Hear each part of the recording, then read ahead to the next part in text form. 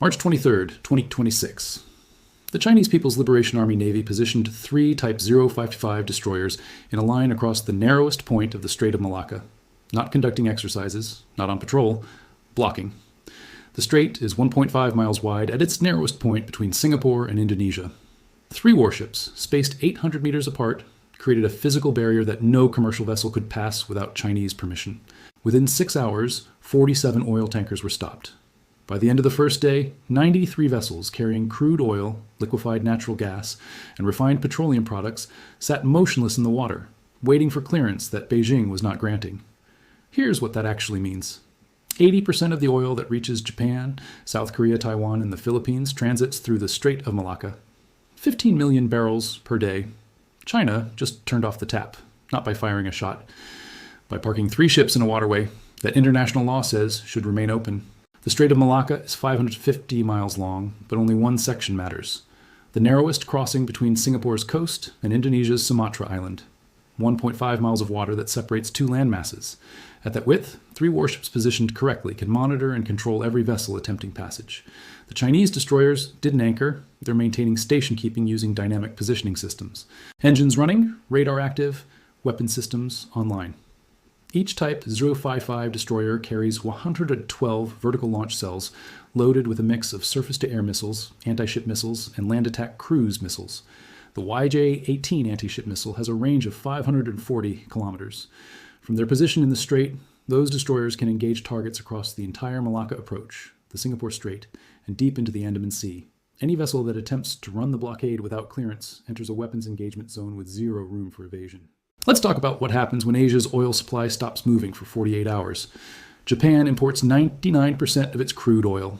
87% of those imports transit the Strait of Malacca. Japan's strategic petroleum reserve holds approximately 90 days of supply at normal consumption rates. But normal consumption assumes the economy is functioning. When oil tankers stop arriving, Japan's refineries don't immediately shut down. They continue processing existing inventory.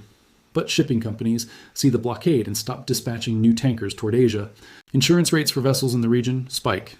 Tankers already en route divert to alternate destinations. Within 1 week, spot prices for crude oil in Asian markets increase 40% as buyers panic and bid up the limited supply still available. Within 2 weeks, Japanese refineries begin reducing output as feedstock inventories deplete. Gasoline prices double, diesel becomes scarce.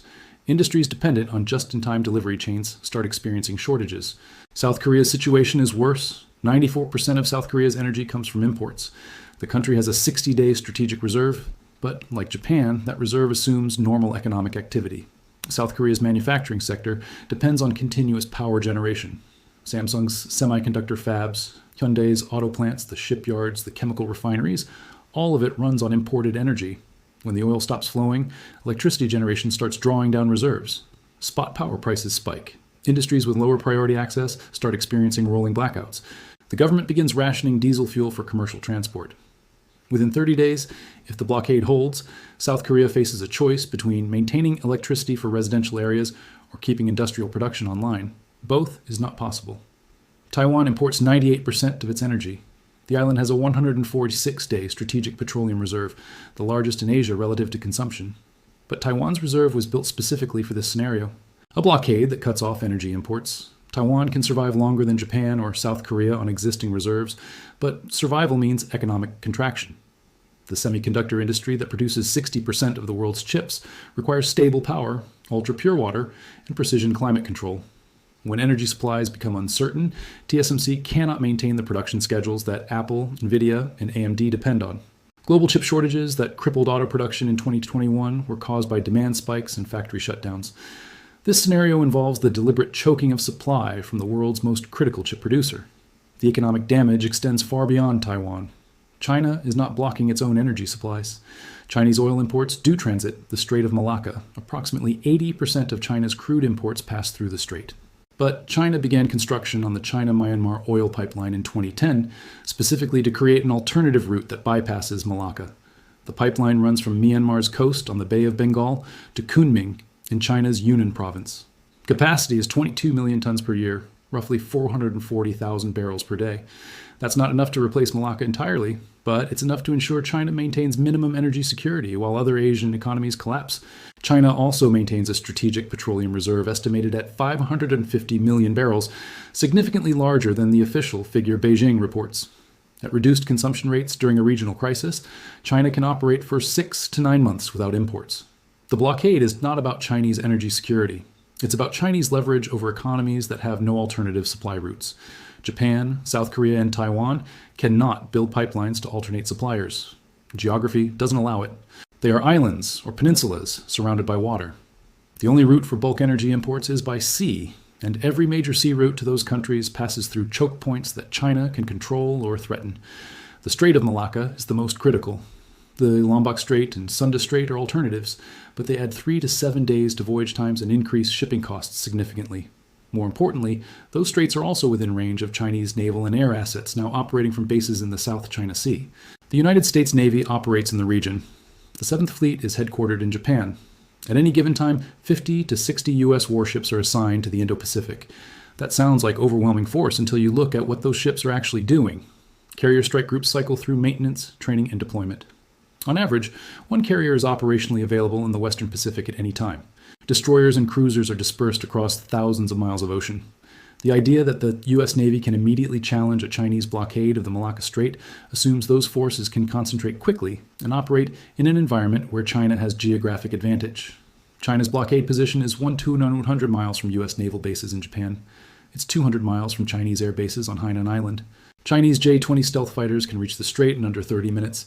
Chinese H-6N bombers carrying IJ-12 anti-ship missiles can strike targets in the strait from bases in southern China without leaving Chinese airspace.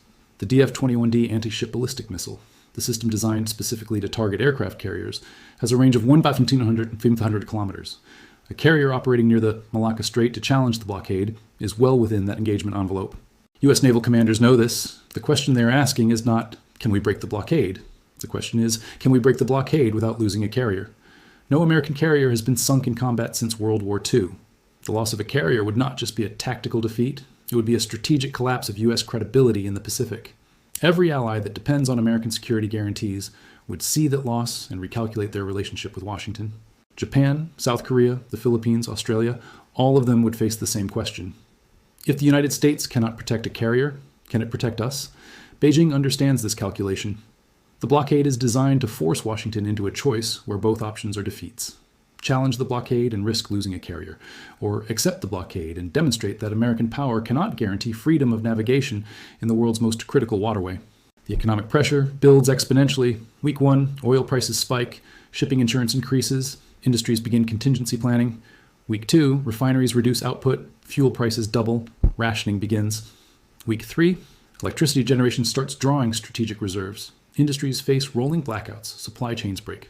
Week 4, if the blockade holds, Japan and South Korea face economic contraction rates not seen since the 1930s. Manufacturing shuts down. Unemployment spikes. Governments face civil unrest as populations realize their energy-dependent lifestyle is unsustainable when someone else controls the supply.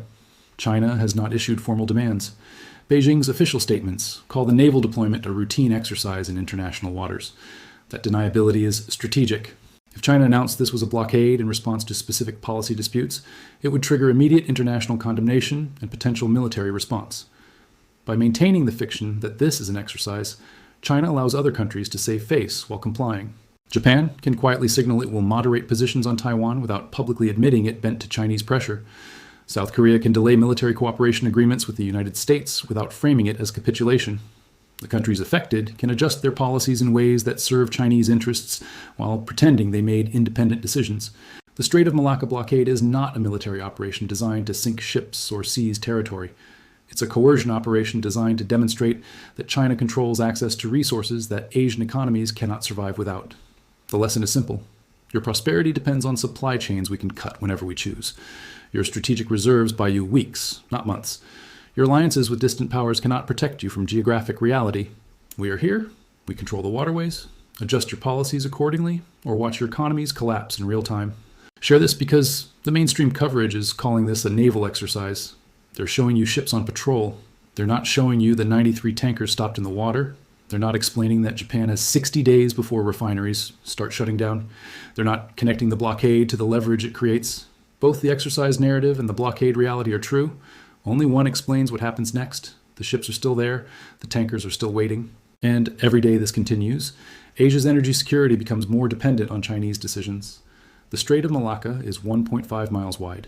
3 warships are blocking 15 million barrels per day, and no one is stopping them.